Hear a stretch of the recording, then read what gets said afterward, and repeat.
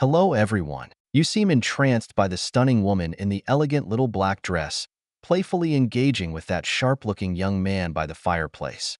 Sandra always turned heads, but tonight, she was the embodiment of grace and allure. She chose her moment to dazzle, wearing a sleek, black, satin bustier cocktail dress that fit her like a glove. Jeweled satin pumps elevated her stature, making her nearly 6 feet tall. Beneath the dress was a Victoria's Secret lingerie set complete with stockings, and her look was finished off with sparkling Tiffany diamond earrings. She had spent 3 hours and a small fortune to achieve perfection. That's my wife, Sandra. We've been married for over 25 years, and while I can't deny her beauty, I'd wager she's at least 15 or 20 years older than the man she's flirting with. She deflected my question earlier, which confirmed my suspicion. They had come here together. I couldn't help but be surprised by how unbothered I felt seeing her so openly flirtatious. It wasn't exactly turning me on either. Am I right? The voice next to me asked. No, I admitted. But honestly, I don't know how to feel. I turned to the woman speaking to me. She wasn't traditionally beautiful, more striking, with an air of sophistication and confidence. She gave off an impression of being successful, perhaps a doctor or a lawyer. Her demeanor radiated intelligence, wealth, and an undeniable sense of class. If I'm being truthful, I guess it excites me a little, I said. But you're wrong about me not being angry. That's the emotion leading the charge right now, though I'm also feeling jealous and maybe even a little scared. It's like my emotions are all ganging up on me at once, and I can't make sense of them. It's disorienting, to say the least.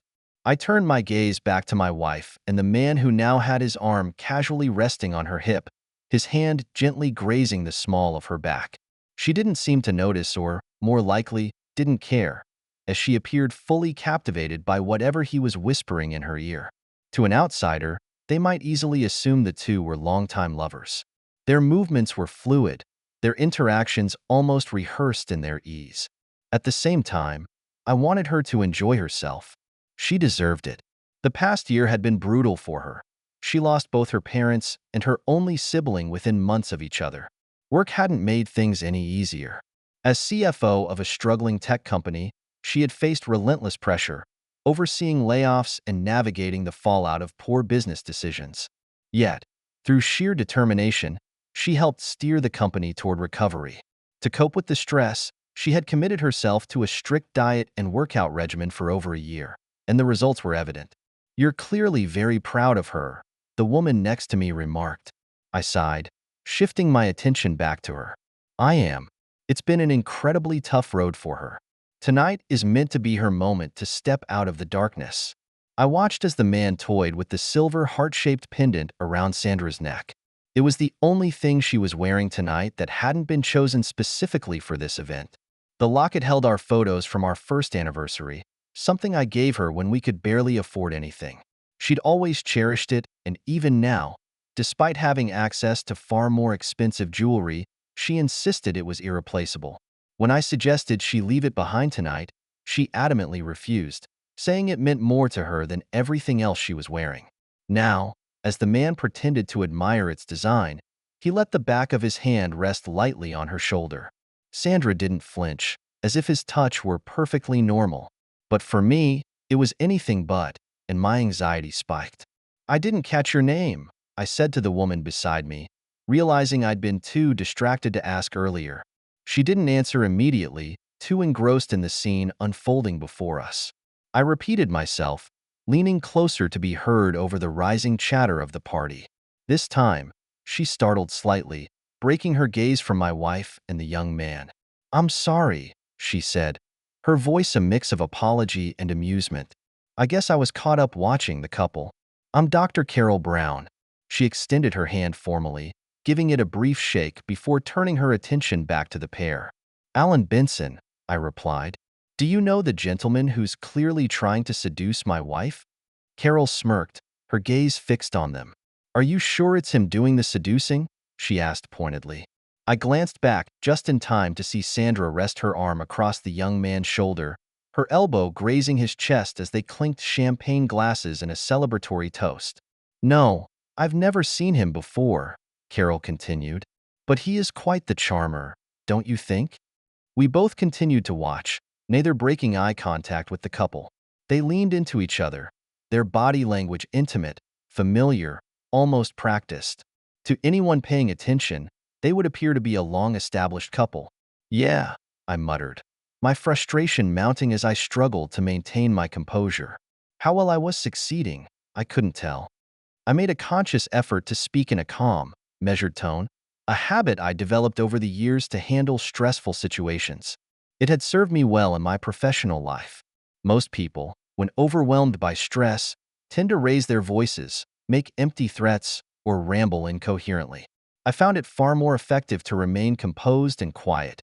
It often threw people off balance and embarrassed them into regaining control. But, of course, that tactic worked in business. This situation was entirely different. Carol and I stood side by side, silently watching the scene unfold in front of us. Neither of us could look away. It was too provocative to ignore. If it weren't my wife involved, I might even find it a bit erotic. A thought struck me, and I turned to Carol. "Are you married?" I asked, my voice betraying my inner turmoil. "What would you do if you were in my shoes?" I realized too late that I'd blurted the question out too quickly and awkwardly tried to soften it. "Before I could," she answered. "I've been divorced for over 5 years now," she said evenly. Then, after a pause, she added, "You didn't answer the second part of my question." Carol let out a deep breath, one that seemed to carry years of regret. "If I'm being honest, I'd say 2 things. First, I'd wish it were me with him instead of her. And second, I'd tell you to do nothing. It wouldn't make a difference." "Doing nothing doesn't feel like the right move here," I replied, feeling a surge of frustration.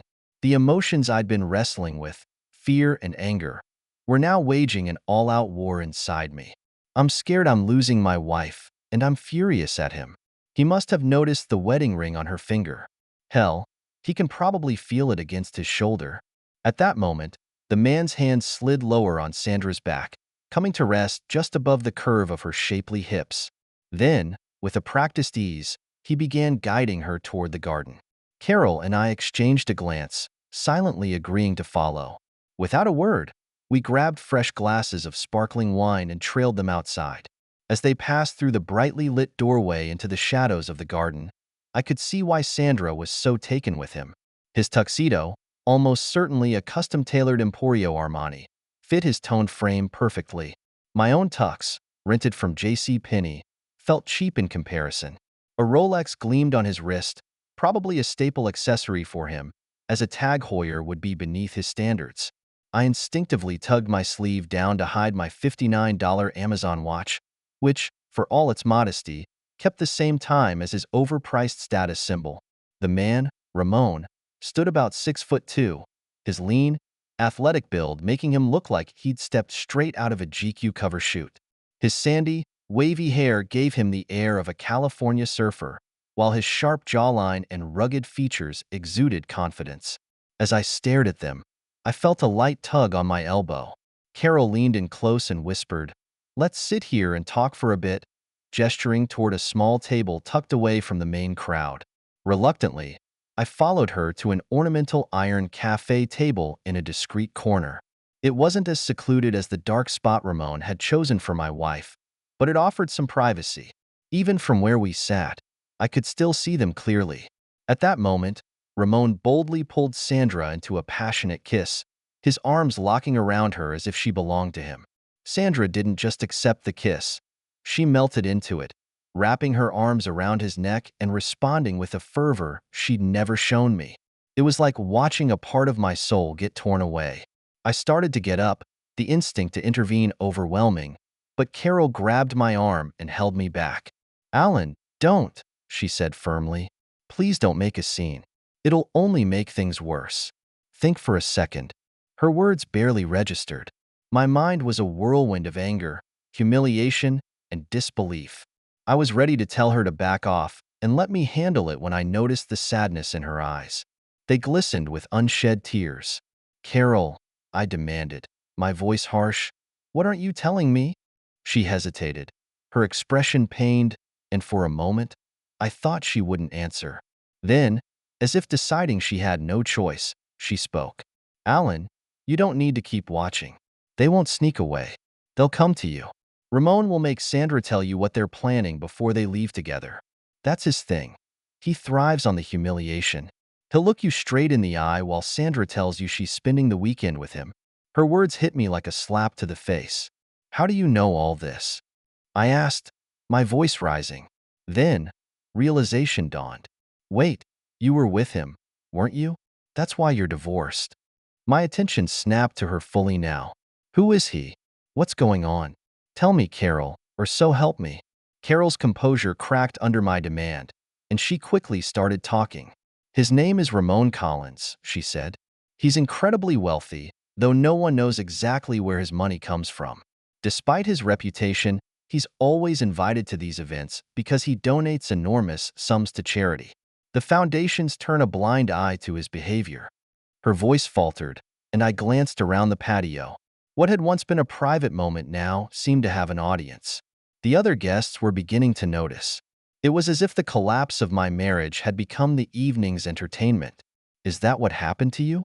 I asked, the weight of nausea pressing into my stomach like a punch to the gut. Carol hesitated, tears spilling over as she began to explain. It was a similar situation. I was here with my husband of 18 years. We had 3 kids. After that night, my marriage fell apart. My kids barely speak to me now, and I don't even know where my ex-husband is.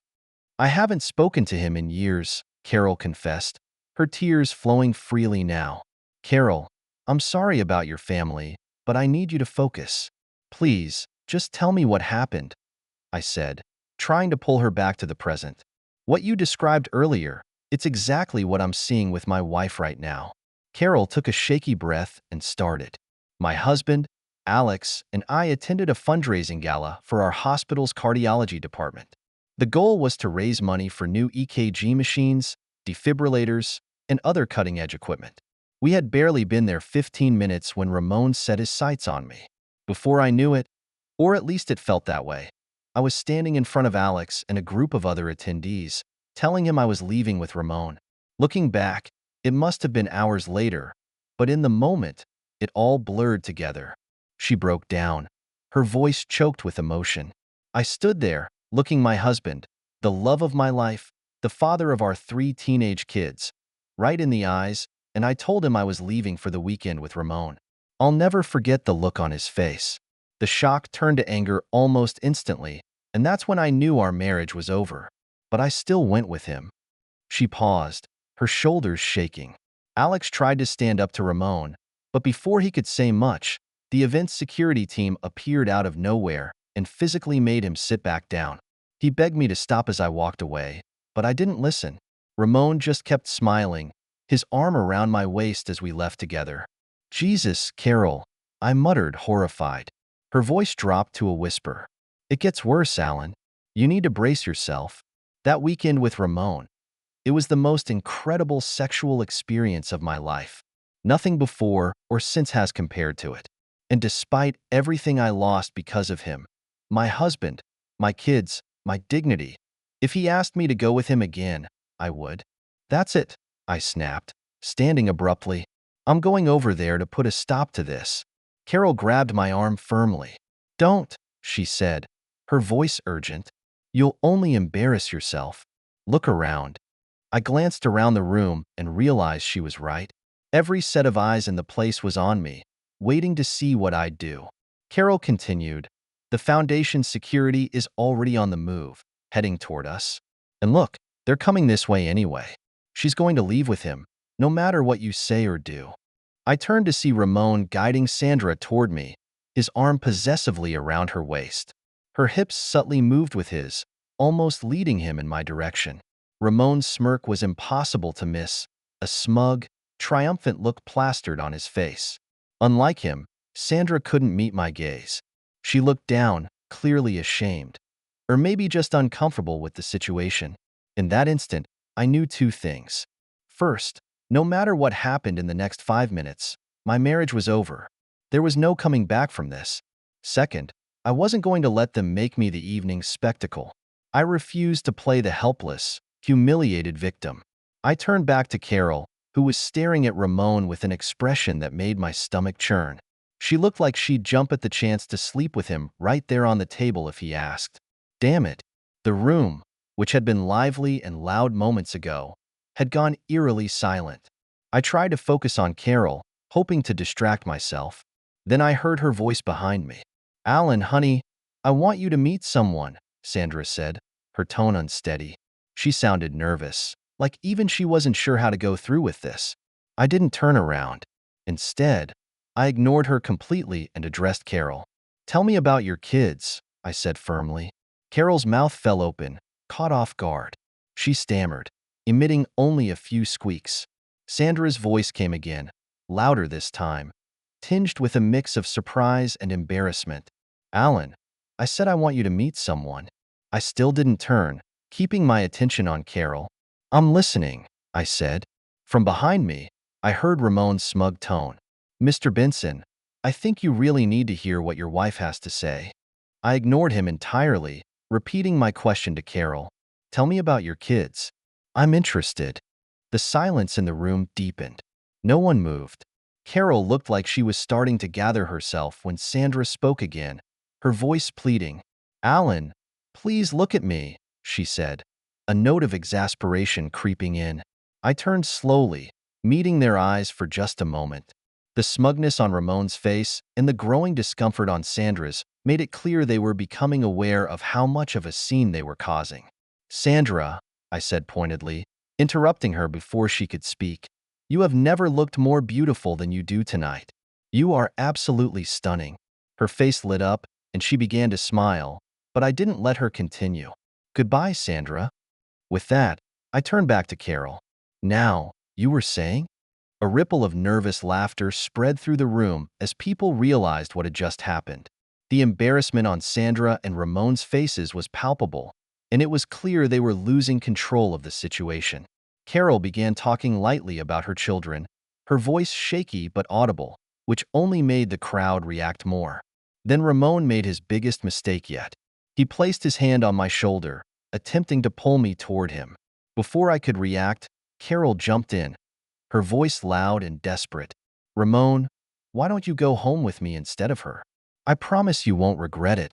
Ramon removed his hand, turning to her with a polite but condescending smile. Do we know each other, madam? I watched Carol's face crumble. The realization hit her like a freight train. This man, for whom she had sacrificed her family and her pride, didn't even remember her. The devastation in her eyes was unbearable to witness. It was as though all the life had drained out of her, leaving only a hollow shell. But there was something else flickering in her expression, something I couldn't quite place. I started to genuinely worry about Carol. It was time to put an end to this charade. I turned back to Sandra and Collins. I'm sorry. I didn't realize you were still here. You can leave now, I said, dismissively waving my hand. It was a line I'd always wanted to use, borrowed straight from Val Kilmer's character in Tombstone. I never imagined it would take the collapse of my marriage to make it happen. I barely registered Sandra murmuring, "We'll talk when I get home Sunday night." They turned and walked away without another word. Though it was obvious Ramon wasn't leaving as triumphant as he'd expected. His meticulously chiseled cheekbones were flushed with embarrassment. A small victory for me in an otherwise crushing moment. Looking around the patio, I noticed the disappointed expressions on the other guests. Clearly, they'd been hoping for a more dramatic spectacle. Sorry to let you down, folks, I thought bitterly. The two beefy security guards chuckled quietly as they walked away, the show over. Carol, having composed herself slightly, broke the silence. She thinks you'll get past this. No, I said firmly. She knows this is the end of our marriage, and she's going with him anyway. You were right about everything. A wave of melancholy washed over me. Thanks for trying, Carol. But I have to ask, did you do that for me or for yourself? Neither, she replied softly. I tried to do it for your wife. She doesn't understand yet, but she's going to live with the pain and regret I've endured for the past 5 years. There was a deadness in Carol's voice that shook me to my core. Her eyes, though sharp before, seemed hollow now. Carol, I said gently, I know what you're thinking. Don't do it. It's not worth it. Her head snapped up, startled. What are you talking about, Alan? Don't play games with me, I said, meeting her gaze directly. Look me in the eyes and tell me you're not thinking about hurting yourself. She couldn't. Instead, she dropped her head and began to weep. Her silence spoke volumes, and I felt a wave of dread settle over me. My mind wasn't on my wife or the train wreck of my marriage anymore. All I could think about was keeping Carol alive tonight. All right, I said decisively. You've got three choices. We sit here and talk all night, we head to a 24-hour coffee shop to chat, or I take you home and stay with you. What's it going to be? She gave a faint snort, a flicker of her usual wit peeking through. You're not exactly the world's greatest conversationalist. You might as well just take me home. Still quick with her sharp humor, even after all this. I was starting to like Dr. Carol Brown. The 35-minute drive to her apartment was quiet, both of us lost in thought. I kept glancing at her, noticing the shadows on her face even in the dim light. She looked fragile, burdened by the kind of thoughts I'd seen before in people on the edge. I've learned that most people who contemplate suicide don't truly want to die. They simply want the pain to stop. The fear of death fades when the pain of living becomes unbearable. For someone like Carol, a medical professional who'd spent years witnessing the final moments of others, the idea of death was likely less intimidating. She would have seen the fleeting peace on their faces as their suffering ended, the lines of pain smoothing out for an instant before the inevitable stillness of death set in. But I wasn't about to lose Carol. I'd already lost Sandra. There was no saving that. Carol, though, was someone I could help. When we arrived at her apartment, I walked her to the door, took her keys, and unlocked it for her. I stepped inside without hesitation. Thanks, Alan. I can manage on my own, she said, attempting to dismiss me. Ignoring her, I shrugged off my jacket and tie, then kicked off my shoes. What are you doing? She asked, her brow furrowed. I'm not leaving you alone tonight, I replied firmly. I'll sleep on the couch, but I'm staying until I know you're okay. You're too important for me to take chances. Don't bother arguing. I dropped onto the couch, making myself comfortable, and looked at her. She stared at me for a few moments, then turned silently and disappeared into her bedroom. The apartment was sparse, almost unnervingly so. There were no family photos, no keepsakes, no signs of a life shared with others. It felt cold, lonely, a bad sign. A few minutes later, Carol returned, wrapped in a blue and white robe. She walked to the kitchenette, poured 2 glasses of red wine from an open bottle, and brought them to the couch. Sitting beside me, she handed me a glass. Tears shimmered in her eyes again. But this time they were different. They weren't tears of despair, but of gratitude. Okay, Alan, she said, her voice steadying. Let's talk. Sometimes, saving a life doesn't require grand gestures. Just showing that you care can be enough. 5 years later, it was the anniversary of my divorce being finalized. Coincidentally, it was also my first grandchild Max's 2nd birthday. Today was the first time Sandra and I would be in the same place since I filed for divorce. That's not entirely true. We tried to be in the same room once, a few months after the divorce was finalized. It didn't go well, and, if I'm being honest, most of that was on me. I could have taken the high road and handled it like an adult, but at the time, my anger got the better of me. So, when my ex-wife approached me to talk during our daughter's graduation reception, I went low instead. Hello, Alan, she said, her voice soft. I've missed you. Without missing a beat, I cut her off. Hello, Miss Brett. How are you? The words landed like a slap. Sandra ran out of the room, crying, while most of the family glared at me like they'd gladly see me keel over on the spot. If looks could kill, I'd have been 6 feet under right then. To their credit, our kids stayed out of the drama. We raised them well, and they were smart enough not to take sides in our separation. That didn't stop them from calling me out afterward. They made it clear I'd acted childishly. Their solution? No more family gatherings where Sandra and I would both be present. I can't say I blamed them. What did anyone expect? Our divorce wasn't exactly amicable. I can't take full credit for how bitter it was. Sure, I was angry and wanted my pound of flesh, but Sandra fought the divorce tooth and nail. I didn't even know how that was possible in a no-fault state, but she found ways. Her strategy seemed to be dragging things out as long as she could, making the process so expensive and exhausting that I'd give up. Unfortunately for her, I had money, and lawyers get paid either way. I wasn't about to quit, but looking back, Dr. Brown had been right. Sandra genuinely thought I'd get over her little weekend fling. Maybe she thought I'd come crawling back, or that I'd forgive her once I cooled off. She couldn't have been more wrong. Somehow, she even got the judge to strongly recommend counseling. It wasn't technically mandatory since we had no minor children, but when a judge says, "Mr. Benson, you can't manage a few counseling sessions to try saving a 25-year marriage," what are you supposed to say? We agreed, or rather, our lawyers agreed, on 12 sessions. But by the third one, it was clear to everyone, including the counselor, that we were wasting our time. The final straw came when I said, "Do you honestly believe I'd stay married to someone who wanted to introduce me to her boyfriend just so she could tell me she was spending the weekend screwing him at a charity gala in front of hundreds of people?" Maybe I could have worded it better, but it got the point across. Sandra stormed out of that session crying, too. Still, I wasn't done.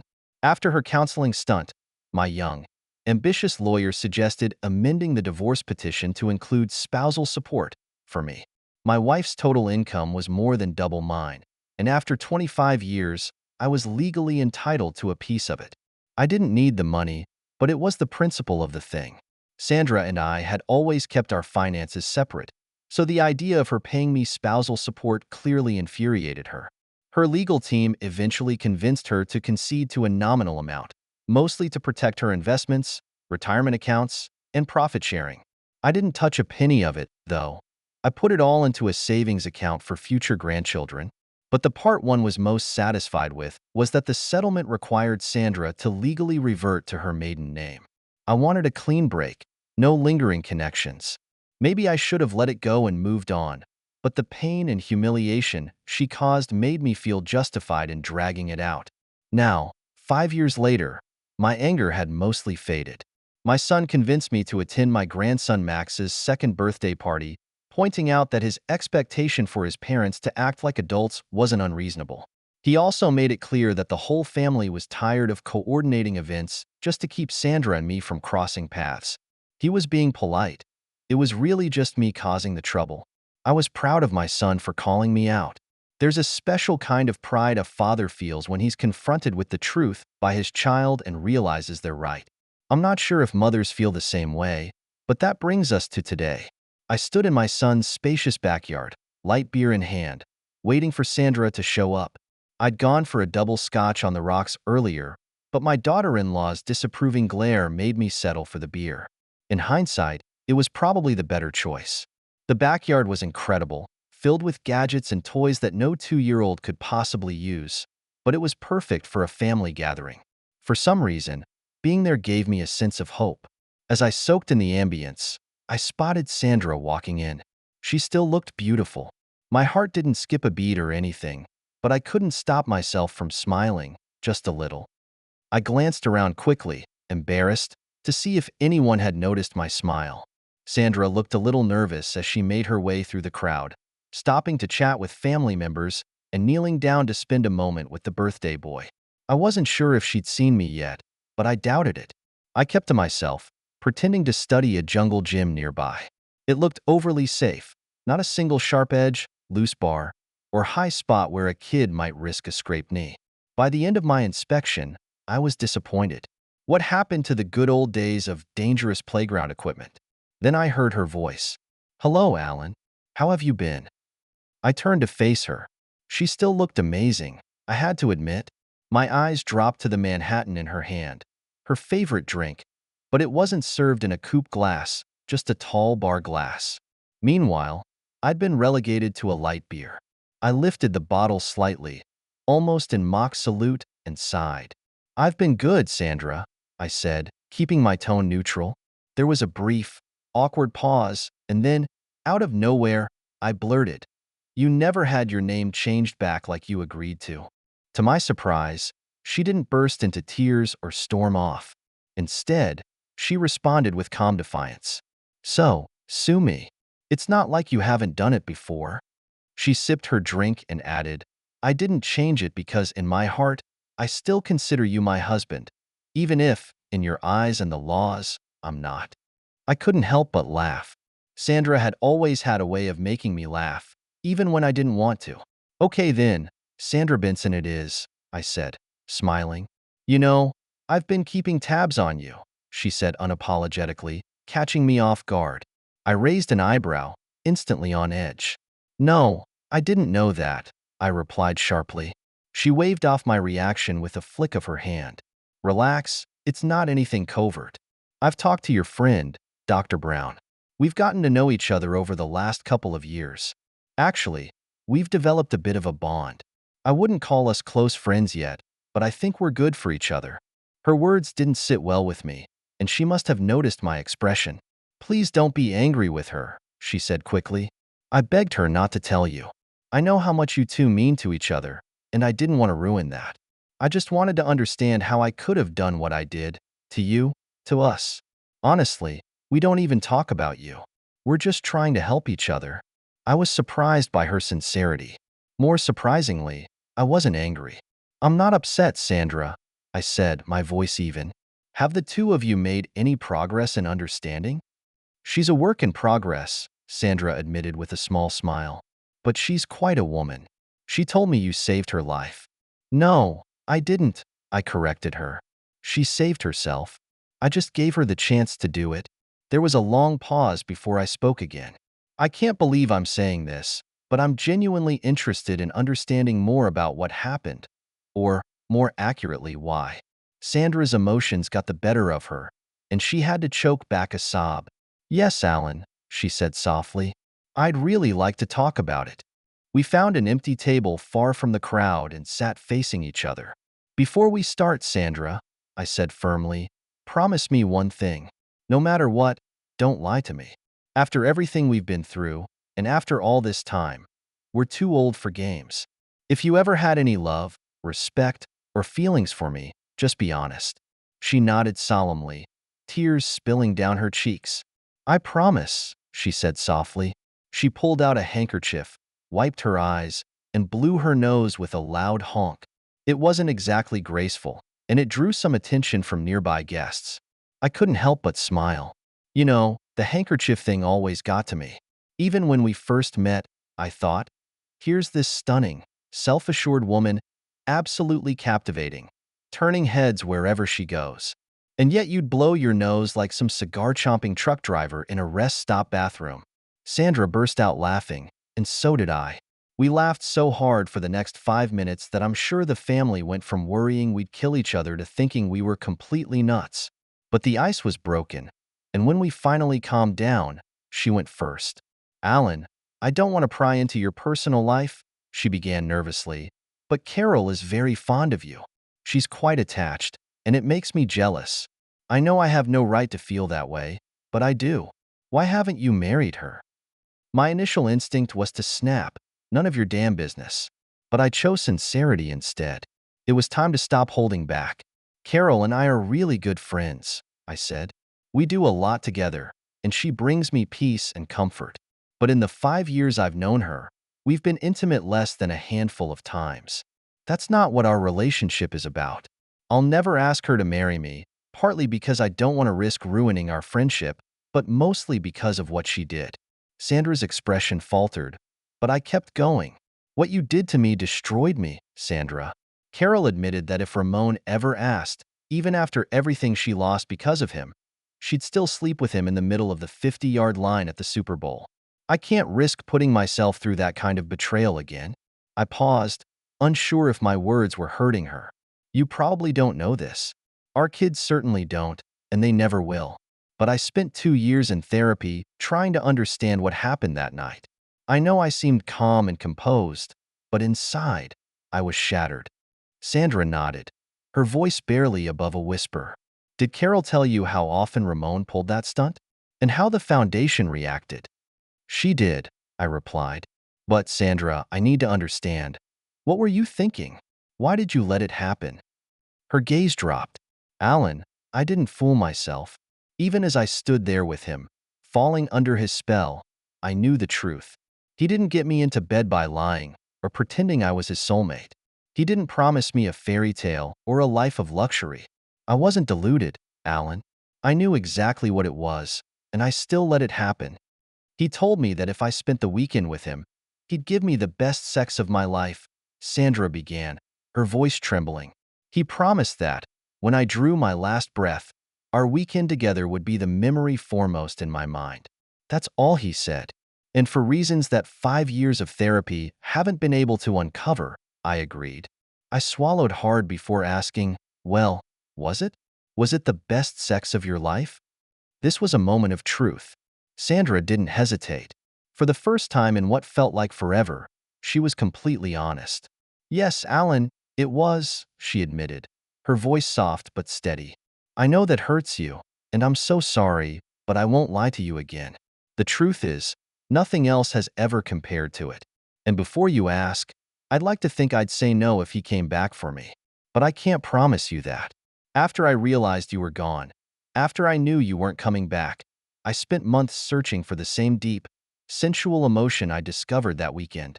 I did some shameful things during that time. Carol called it the search for endless pleasure. I exhaled slowly. Thank you for being honest. It does hurt, but I think a lie would have hurt even more. I have another hard question for you, though. Sandra nodded, bracing herself. Candidly, over the years, I've come to understand why you might have wanted to go with Collins, I continued. Carol and I have talked about her reasons, or lack thereof, for her actions, and I think I've gotten past that part. Maybe, if that had been all there was to it, we could have worked through it somehow. But what I'll never get past, I said, raising my hand to stop her as she tried to speak, is the way you did it. I get that he told you to do it that way. He gets off on humiliating husbands, I know.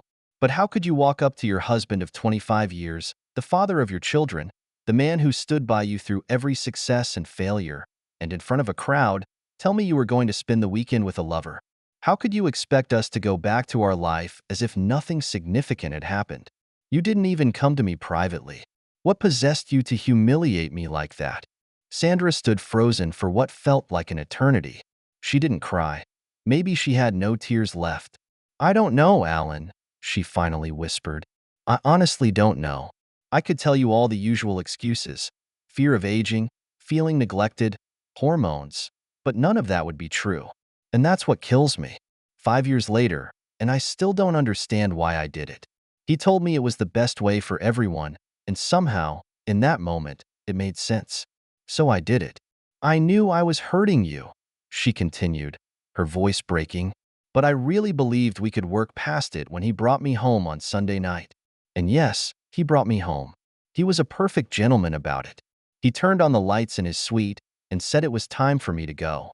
He thanked me for a great time, kissed me on the cheek, and that was it. It was over for him. And for me, too, I thought. I actually got angry with you when I realized you were gone, she admitted, her voice shaking. Can you believe that? I was furious that you'd run out on me.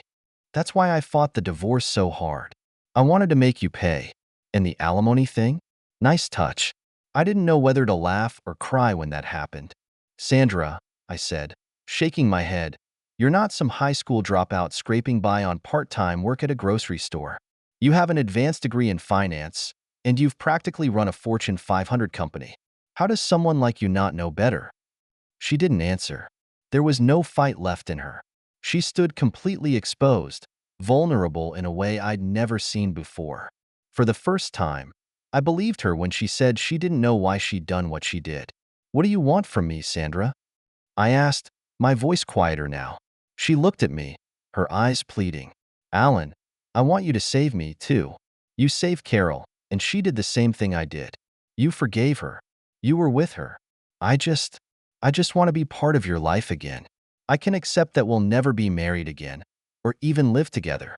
But I can't keep living like this, with us as strangers. It's killing me. Up until that moment, I would have snapped back with the obvious response, because I was never married to her. But for once, I held my tongue. I looked around and realized we were the only ones left in the backyard. The sun was setting, casting a soft glow over the space.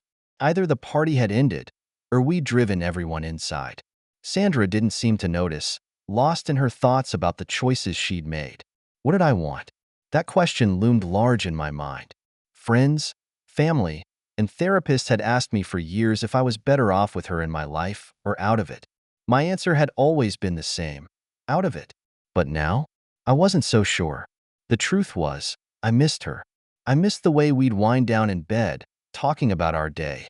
I missed laughing together at life's absurdities. I missed her perfume. I missed seeing her wearing nothing but that silly locket. I missed everything we used to be. We'd been perfect once.